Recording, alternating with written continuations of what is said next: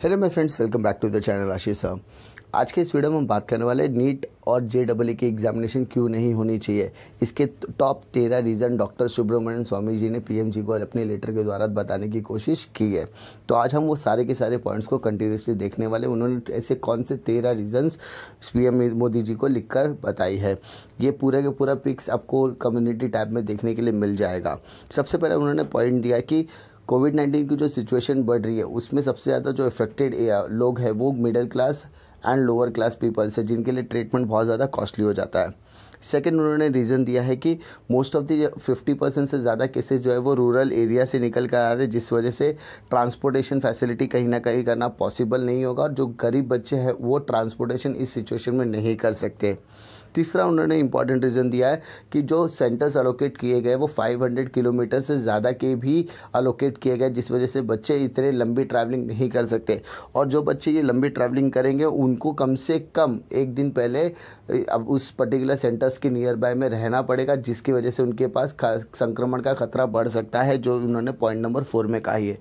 Point number 5 में उन्होंने कहा है कि बहुत सारे स्टेट्स और डिस्ट्रिक्ट में और विलेजेस के अंदर अभी भी लॉकडाउन की फैसिलिटी रखी गई है। लॉकडाउन अभी भी रखा गया, जिस वजह से ट्रांसपोर्टेशन का फैसिलिटी पॉसिबल नहीं होगा और वहाँ पर रहने की भी दिक्कत हो सकती है, क्योंकि बच्चे एक दिन पहले अपने सेंटर्स के पहुँच जाएंगे। तो इसमें इन 5 इंपॉर्टेंट दिक्कतों की वजह से बहुत ज़्यादा डिफ़िकल्टी का सामना करना पड़ सकता है।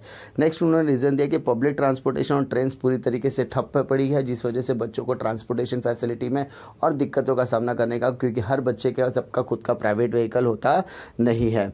उन्होंने 7th रीज़न दिया है कि जो बच्चे एक दिन पहले सेंटर पर पहुँच जाएंगे या कुछ घंटों पहले पहुँच जाएंगे तो उन्हें अपने एग्जामिनेशन देने के लिए जो फिजिकली और मेंटली प्रिपेयर होना, उसके लिए फूड बहुत ज़्यादा इंपॉर्टेंट रोल प्ले करता है। तो अगर उनको फूड प्रॉपर नहीं मिला तो उनको एग्जामिनेशन देने में तकलीफ़ों का सामना करना पड़ सकता है। 8वां पॉइंट में उन्होंने कहा कि बिहार, असम और नॉर्थन ईस्टर्न के बहुत सारे इलाकों में बाढ़ आई हुई, तो ऐसे बच्चे किस तरीके से एग्जामिनेशन देने के लिए पहुंच सकते हैं। उन्होंने 9वां पॉइंट में कहा है कि SOP की जो बातें की जा रही थी NTA द्वारा या UGC की द्वारा, वो SOP का हालत हमने आने वाले कुछ दिनों में देखा हुआ है, पिछले कुछ एग्जामिनेशंस में देखा है, जिसमें उन्होंने KCET, यूपी के BEd एग्जामिनेशंस और बहुत सारे ऐसे एग्जामिनेशंस के बारे में बताया जहाँ पर SOP को किसी भी तरीके से मेंटेन नहीं किया गया है, सोशल डिस्टेंसिंग को मेंटेन नहीं किया गया है। तो SOP का हाल उन्होंने आंखों देखा बताया हुआ है। तो इसके बाद ये सारी चीज़ें उन्होंने बहुत सोच समझ के बताने की कोशिश की है। ये सारी बात एक तरीके से सही भी ही लग रही है और ये सारे रीजंस कहीं ना कहीं एकदम वैलिड रीजंस है, जो JEE और नीट के स्टूडेंट्स के ऊपर अच्छी तरीके से एप्लीकेबल होते हैं।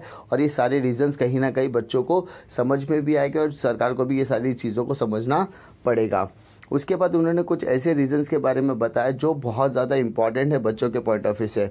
उन्होंने कहा है कि ये एग्जामिनेशन कब नॉर्मल होगी किसी का कुछ पता नहीं है, ठीक है।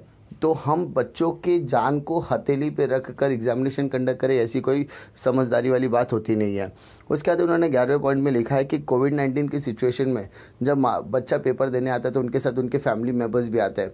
तो यहाँ पर इस सिचुएशन में उनके फैमिली मेम्बर्स को भी इन्फेक्शन होने का खतरा बढ़ जाता है और अगर वो किसी और डिस्ट्रिक्ट या किसी और स्टेट से आते हैं तो उनको क्वारंटाइन रूल का भी सामना करना पड़ सकता है।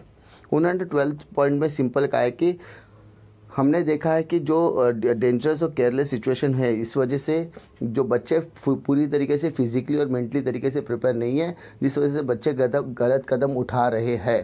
तो इस सिचुएशन को भी देखना पड़ेगा कि आप जितने भी बातें कर रहे हैं वो ज़मीनी तौर पर एप्लीकेबल कर सकते हैं या नहीं। और उन्होंने लास्ट और इम्पॉर्टेंट बात बताई है कि नीट और JEE की एग्जामिनेशन देने के लिए बहुत सारे स्टूडेंट जो है वो दूसरे देशों से भी आते हैं, तो उनके बारे में भी आपको सोचना ज़रूरी है। ये सारी बातों को सुब्रमण्यम स्वामी जी ने PM साहब के साथ साझा की है और उन्होंने कहा है कि इस मैटर पर आपको जल्द से जल्द अपनी प्रतिक्रिया देनी होगी और बच्चों के इन समस्याओं का आपको निदान करना होगा। उम्मीद करता हूँ कि ये जानकारी आपको पसंद आएगी। जानकारी पसंद आती तो लाइक करो, दोस्तों में शेयर करो। इसी तरीके के अपडेट के लिए चैनल से जुड़े रहिए। अगर आप पहली बार चैनल पर आए तो चैनल को सब्सक्राइब जरूर कीजिए। मिलता हूँ मैं आपको अगले वीडियो में नई जानकारी के साथ, तब तक के लिए जय हिंद।